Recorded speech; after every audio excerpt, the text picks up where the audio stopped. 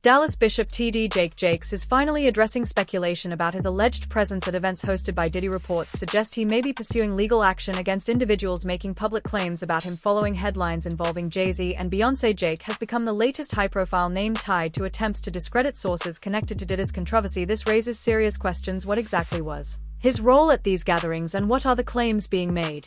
You're not seeing this good. Here we are. Grateful. Hang tight, sir. He was waiting to get the key to open the car. Okay. I'm grateful to y'all, all the people who prayed, all the people who texted, all the people who had prayer vigils, all the people who were concerned and sent love and sent notes. Just grateful. Thank you.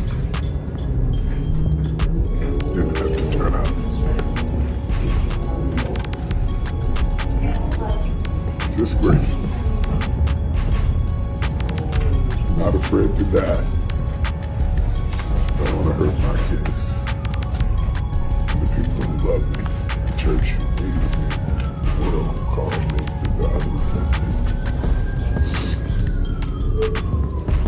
Sometimes you just gotta. On November 25, Bishop T.D. Jakes filed a defamation lawsuit against Pastor Dwayne Youngblood, who publicly accused him of misconduct dating back to when Youngblooded was 18. Youngblooded claimed incidents occurred during church services and stated he had witnesses and phone records to support his story. The allegations were deeply disturbing. Since then, Bishop Jake has also been mentioned in legal documents linked to Diddy and referenced by comedian Cat Williams in connection to the broader controversy.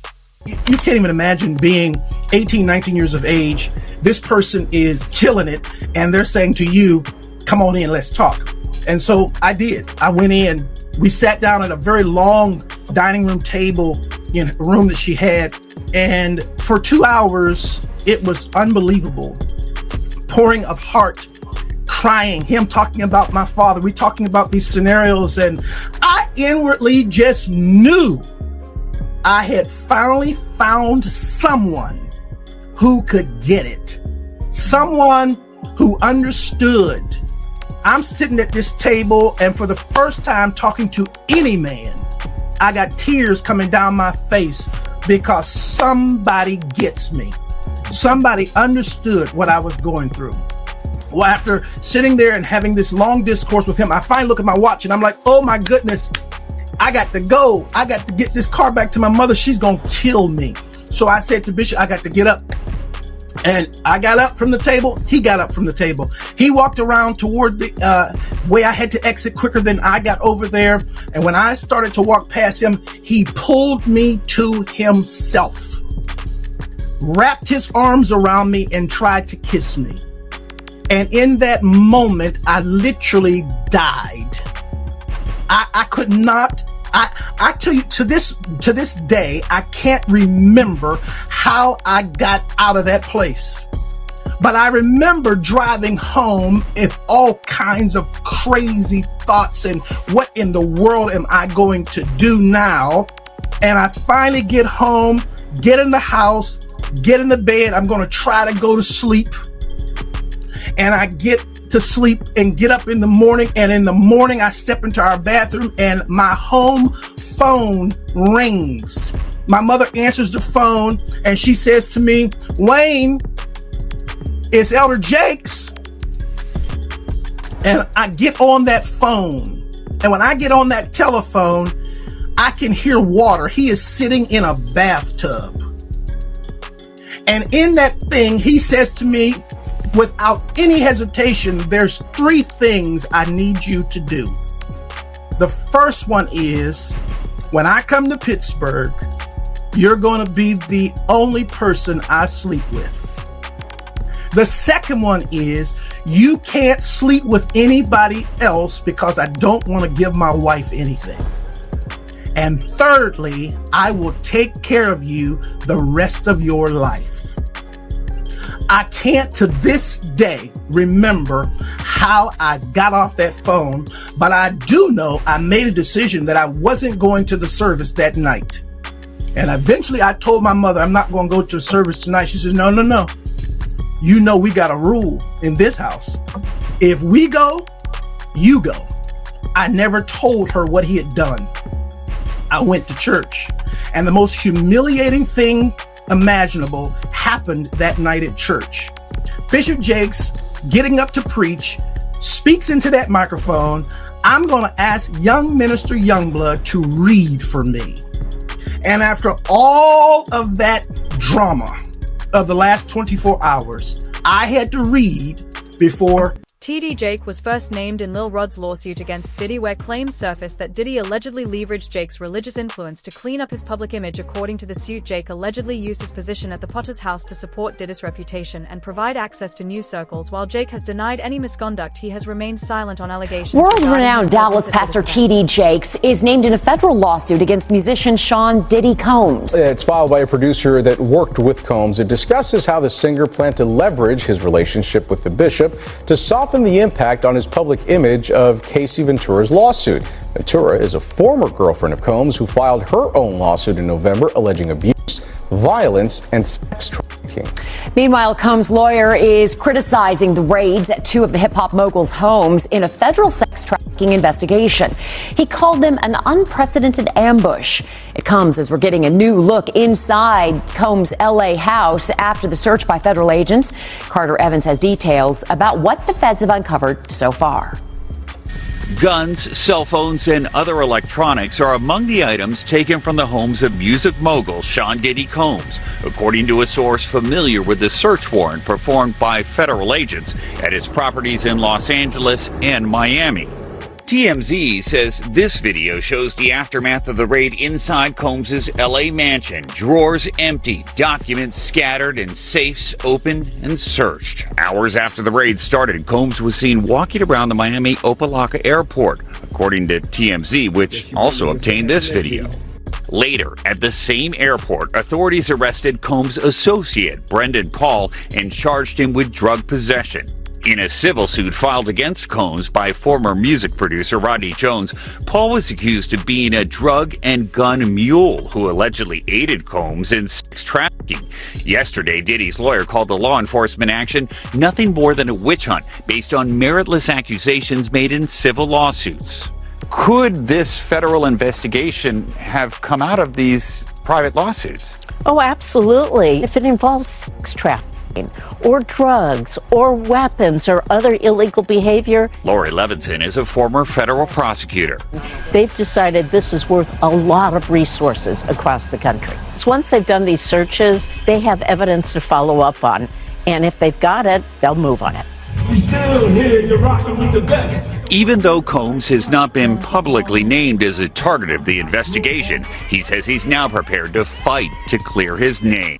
Interestingly, multiple witnesses have claimed to have seen TD Jake at Diddy's high-profile gatherings, including his well-known all-white parties. One of them, Gandalf, allegedly confirmed Jake's presence and questioned why a religious leader would associate so closely with Diddy in the past. Gandalf has hinted at pastors being tied to Diddy's inner circle, suggesting that some may be hiding behind a righteous image. How certain people act after one drink, two drinks. And if those girls was drinking out those bottles that he said Diddy laced, and he could show on camera, and he could show that some people had passed out or some people were acting a certain way after they had those drinks, he won his case on that one. When you was around Diddy, was he doing drugs, like party drugs, like ecstasy and stuff like that? Diddy wasn't the dude he is today when I was around him. You understand? He had just started. When I was about to leave, he had just started with because he never smoked weed, he never smoked cigarettes. I never seen him do cocaine or none of that shit. You understand? He would have it for people to do it. You understand? It's certain of his girls like to do it, and he would make sure it would be there. But he wasn't the one that did it. Diddy didn't start getting hooked on drugs until he got hooked on those painkillers. After he got hooked on those painkillers, he started drinking more, because he wouldn't even drink hard liquor. He was only drinking champagne, Don P or Cristal. He was not drinking hard liquor then. Yeah, that's real talk, man. And he also claims that, you know, Diddy, he was using T.D. Jakes to fix his image. You believe that? Well, we saw that to be true anyway. That's what he was trying to do all that time. That's why T.D. Jakes was there. To try to fix his image. Diddy, known for guarding his billion-dollar brand, has long prioritized his public image. Reports suggest he made significant donations to T.J. Jakes' Megorch, with Jake allegedly helping to boost Diddy's standing in return. Since being named in the lawsuit, sources say Jake has been under intense stress, at one point nearly collapsing on stage. Those close to him claim he's deeply concerned about getting pulled further into the legal fallout and is hoping to keep things quiet. So I want to get right into it, man. How you feel about these rumors surrounding, you know, Diddy and T.D. Jakes? Man, what I think about it is this, you know, when I grew up in the church, the sinners was not supposed to have the same atmosphere with the saints. You have to be able to separate the two. So I'm looking at him as a saint going to a party that ain't nothing but sin, drinking, maybe fornication, man on man, woman on woman, he on she. But maybe he there to lay some hands on somebody. Maybe he there to save some souls. I know he got a contract with Revolt, so I'm just like, it's just real strange that he would be found at any kind of Diddy party or any kind of place with Diddy unless it's in a business atmosphere. So now what he's doing is he's making making the Christians look real bad right about now. And you've been to these parties, right? Oh yeah, I was there when he was doing the white parties in the Hamptons and the whole 9 yards. So I know what goes on at the parties. If you know, they probably got a little bit more freakier, you know, as time went on, you know, because they got to the point whereas that they didn't even care. It used to be secretly, you know, where people used to go to, you know, separate rooms and different rooms, and they wasn't doing that out in the public, you know. So, but now they don't care. Men kissing men and all this other stuff. That's just crazy. So why do you think he was going to these parties? I think that he's going to the Diddy parties, you know, bruh. If he's going, well, we know he's going to the Diddy parties, and I know that it's, I know what usually happens at the Diddy party, or what we told this happened at the Diddy parties. Maybe he need to see it for himself, man. Maybe he need to go there and really be involved in some things that could help save some individuals while they going to those parties. Or maybe he just going to, man, it's hard to even talk about. Why would you find a religious man, you know, when you know that the saints supposed to separate themselves from the sinners? And why would a religious man like himself be at a party which ain't nothing but sin that's going on, bro? Whether it's drinking, maybe fornicating, maybe, like I said, men on men, women on women. It's hard to put in perspective unless he's involving himself what is actually going on at the parties. It's hard, brother. Bruh, you know, you can't, I really don't know why, as a spiritual advisor to him, that they buddy while he got a party with him like that and be at his parties. It's got to be, maybe it's something more that meets the eye. Reports have surfaced claiming a pastor appears in footage obtained during federal raids on Diddy's Miami mansion. While officials haven't confirmed the identity, some including Gandal and alleged victims suggest it could be T.D. Jake. These tapes are believed to be a key reason behind Jake's growing concern, as their release could severely damage his reputation and potentially lead to legal consequences. or his celebrity friends is going to speak or say nothing until they're either contacted or they know what they really got. So you feel like they might be worried that they might be on tape at one of Diddy parties doing something they wasn't supposed to be doing? I think that the celebrities that may be worried is because what Lil Rob said. Lil Rob said in his affidavit that Diddy had every room taped and bugged.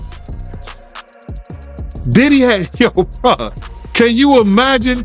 He had every room taped and bugged, and they found little bugs and little tape recorders. I mean, little those micro projectors or whatever like that, or video cameras. They found them in the house, bro. So by them having those things in the house, and people know there's drugs, there's alcohol, there's loose women, there's loose men, woman on woman, man on man, all kind of crazy shit. Bruh, they just wondering who or when they're gonna let this stuff be known. Several legal experts have echoed a troubling pattern in the allegations against Diddy and his circle, suggesting the alleged abuse wasn't solely driven by desire but by control and dominance. TD Jakes' accuser has shared a similar account, claiming he was made to feel powerless and humiliated, even recalling a moment where Jake allegedly told him he was owned. These claims point to deeper issues of manipulation and authority at the heart of the controversy. So why did you believe in these cases, and why didn't you believe in others that you were presented with? Well, the thing with a sexual abuser is they follow a pattern. They fall to type, and you become very clear on what that pattern is, particularly a serial sexual abuser. And these cases were all identical in the facts, identical in the story. It was beginning, middle, conclusion. They know each other? Boom. None of them knew each other. Did you have them meet? No. Did you have them coordinate stories? No, no. Do you think they had any contact with each other before they came to you? Absolutely not. And when you were talking to them, well, first, the ones that you didn't take, why not? Stories didn't make sense. Stories didn't fit the pattern. Stories were not credible. I mean, this is my 30th year as a lawyer. I've tried over 100 cases. I can assess whether somebody's story is credible. And if I don't believe it, I'm not going to put my name on a pleading, sign it, and file it in court. I'm not doing that. And that's what I did with the 60 plus cases that I rejected. And this is not really your area of expertise. If people look you up, celebrity lawsuits is not really where you make your bones. Why this? Well, I was involved in the Weinstein litigation. Right. I was involved in the Paducah litigation. I was involved in the Hayden litigation. Why did I do this? I do this because it's important. I think it's important for people to be heard, have their chance to get the power back. Because sexual abuse, sexual assault is about one thing: taking power, humiliating, demeaning a person and a victim. It has nothing to do with sex. And so I think it's important. I think it's important to get the word out. I think it's important for men to feel, hey, look, I can come out and be heard just like a woman could. And the defense that, look, they knew what they were getting into. These are regrets. They went there, they partied, and now they see a pocket. No, I don't think so. One, my client was... Were they gay men? One was bisexual, the other ones were not. And they were going there. The client who was bisexual worked for Diddy. Diddy owed him money for doing errands for him and being his step and fetch, for lack of a better word. And I think it was a power move. It was a clear power move because this guy had the nerve to come to him and say, you owe me money. And so Diddy said, come on to the Intercontinental Hotel. He gives him the drug, knocks him out, sodomizes him, and I won't use the term that my client used, but he said he tried to turn me into his B word. And I think it was a clear power move on each and every occasion. I think the ones that took place in the Park Hyatt, that wasn't partying. My client met him at a nightclub in the city here with a music producer. He didn't think he was getting into that. The man who was in the Hamptons, he thought he was going to a white party. Who wouldn't want to go to a white party? I would have gone to a white party back in the day. I wouldn't go now. But they went there innocently, and this is what happened. Some speculate that TD Jake may have been another figure caught in Diddy's alleged web of influence. According to claims, Diddy would invite high-profile guests to his parties, allegedly drug them, and secretly record compromising footage. This material was then reportedly used for leverage. It's been suggested that this may be how Diddy maintained influence over certain individuals, possibly including Jake's, though none of this has been confirmed. It's all about the money. They saw what he did to Cassie. With the kicking, the punching. They saw what they did to Cassie. They know that nobody in America like that. So now, these people are represented by a brand. Whether it's something about the music, clothing, movies. They're not gonna come out and speak on nothing that has anything to do with them, and they praying that they not on the tape doing crazy stuff, being oiled up in the whole 9 yards. They praying. So until the feds say, hey, yo, listen here. We got you on, hey buddy, we got you on this tape, and girl looked like she was pretty young. We're not gonna show it, but we need you to come and testify against Brother Love, P. Diddy, Puff Daddy, you know, Sean Combs. That's when they're gonna start talking, and they're not gonna be talking in his favor.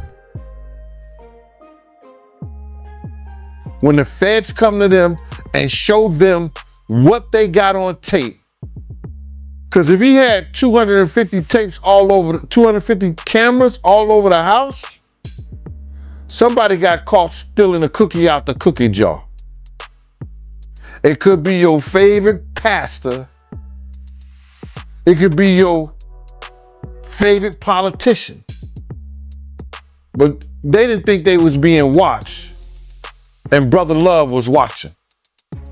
Yeah, I mean, TD Jakes, he hasn't even came out and said anything. And him and Diddy was real cool. Amen. Amen. Yeah, man. And I know the people in the congregation over there is shaking in their boots because this man didn't led them probably, allegedly